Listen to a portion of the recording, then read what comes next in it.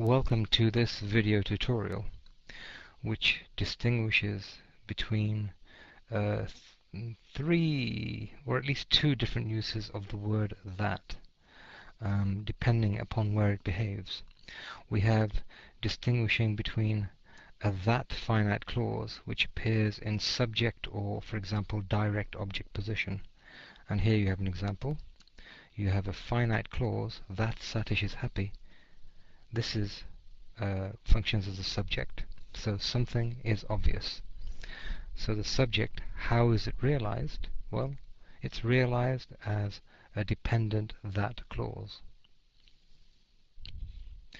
And we'll be comparing this to another that finite clause, but this time behaving in this situation, as you see here. In this case, the Tarzan message is all of this here. Something is obvious. And what is obvious? Well, the head is here. The fact is obvious. How does this function here? This functions as a post modifier of the fact. And this is a dependent finite clause, and it's known as a positive clause, a positive clause. And we then finally compare the usage here. The lecturer that teaches the grammar course is happy, and in this case it's a relative clause. Now, how does a relative clause, meaning it tells you more about the head, in this case the lecturer. How does this last example compare to the one above? Well, here it's somebody teaches something, and the that functions as the subject in this clause here, compared to here Satish is a subject and that works as a subordinator. I'll now describe all of these different uses in the remainder of the tutorial. If we take an example of this then, and we have this remarkably happy sentence, that Satish is happy is obvious, and if we were to analyze that, then what do we do? Well, we do the first divide, and the first divide is, as we've done before, we write subject and predicate, and in that subject we have the subject there. Now, where is the subject? In this case, the subject is all of this. That Satish is happy is obvious. So something is obvious. If we now go to the predicate, and inside that predicate we have a predicator, and we also have a subject complement. And the subject complement is realized as an adjective phrase. It's an adjective, and we have obvious. Meanwhile, if we go back to the predicator, and the predicator is realized as a verb phrase. It's a verb, it's lexical and finite. One other term that we can also use here, because I think you're getting used to lexical and finite, if we use the term, this is a linking verb. Alright, this time. A linking verb only takes a subject complement, and this word is realized as is. Now the subject is more than one word. It doesn't begin with the noun phrase, it begins with the word that Satish is happy. Now if this word here, that, had been excluded, then you could have had just the word Satish is happy. So in effect, what we have here is we have a subordinator. I'll write it out in full the first time. It's a subordinator, and the subordinator is the word that. And what it does is it subordinates a finite clause, which is here. So it subordinates. Actually, I'm going to take it one level further. If I write here, it's a dependent finite clause. And if we move this here, it would make better sense. So there's a subordinator and a finite clause. So this is what that looks like here. The finite clause is Satish is happy. So what we can then do is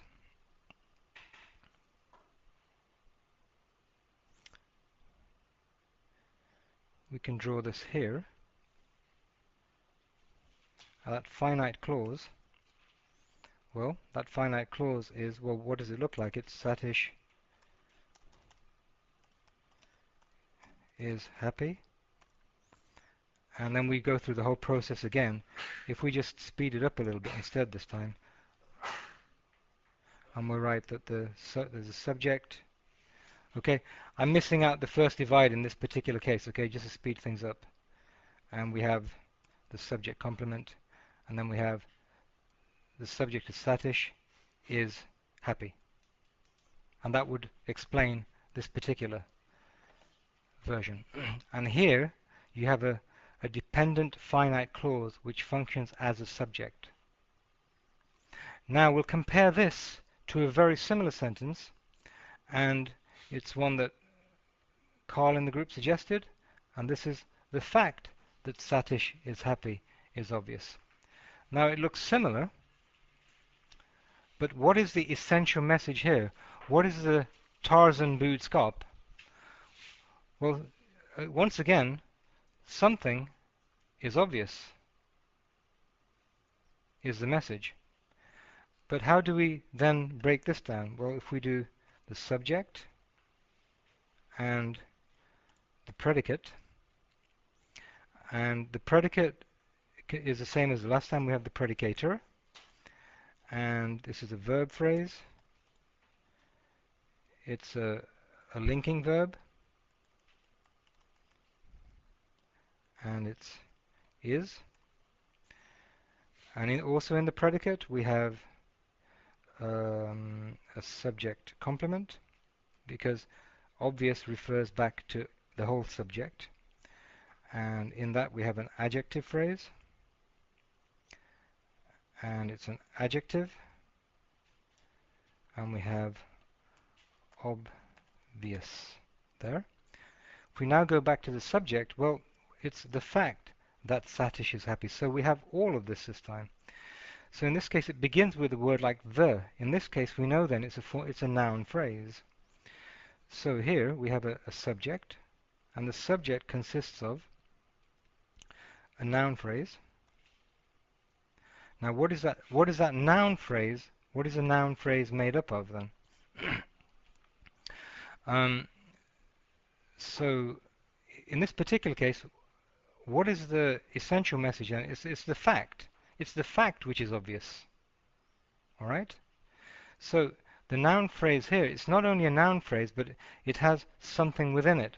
So if we break it down, I mean, we could break it down in one of different ways, but let's try this one to clarify it here. We have a determiner, and then we have a head, and we have a post modifier. And the determiner is it's an article, and it's the head is the fact. This is the fact, it's a noun. Oops. And it's fact. Meanwhile, the post modifier is that Satish is happy. This time, these words here, that Satish is happy, tells you more about the fact. And what kind of post modification is it? Well, it's that Satish is happy. So you have a dependent finite clause here, which is the post modifier. Now the post modifier here, how is it realized? Well, it's realized as a dependent finite clause. In the Grammar B book on page 50, it describes what are known as appositive clauses. And how is an appositive clause realized? How is that broken down? Well, you have in the subject you have a subordinator, or this is also called a conjunction that. We'll call it a subordinator, and it's called a subordinator because it plays no function within this clause. So you have the subordinator, and we'll just call that. And in the finite clause we have a subject and we have the predicate, and the subject is Satish and the predicate is happy. And within that predicate we can just move this over here a little bit, and in that predicate we have the predicator is, and we also have a subject complement, and that would be happy. And the subject here is a noun phrase, a pronoun, and that would be Satish. So we'll leave this sentence now to then look at an appositive clause, compared to a relative clause. And in a relative clause, you will see that instead of Satish is happy, you might have that is happy, or something like that, where the that functions as the subject in this relative clause.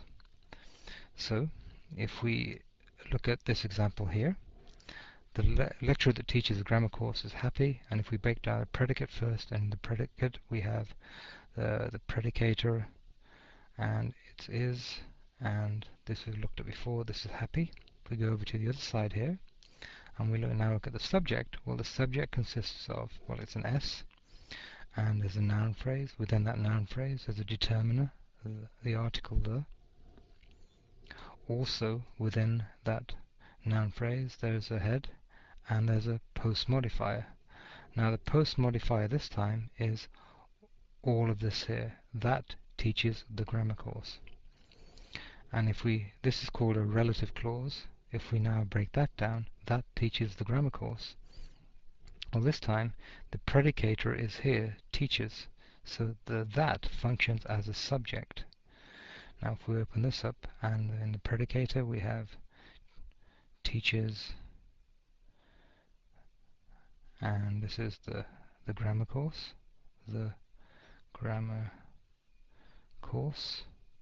and if we go to the other side, and what do we have in the subject? We have the S, the subject, and it's a relative pronoun, that. So this compares you then to, if we make the window smaller and see it as a whole, this then compares to the appositive clause. This is the end of this video tutorial.